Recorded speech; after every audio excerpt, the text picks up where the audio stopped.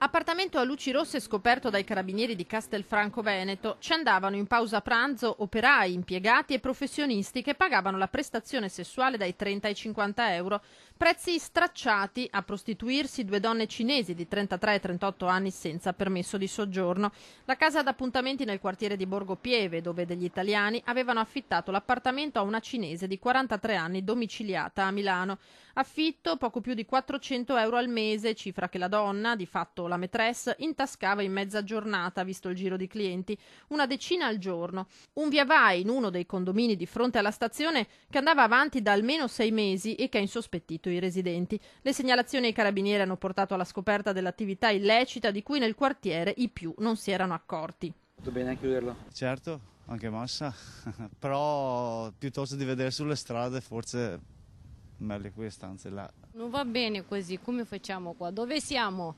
In che paese? Di meraviglia? Facciamo queste cose brutte, non si fa.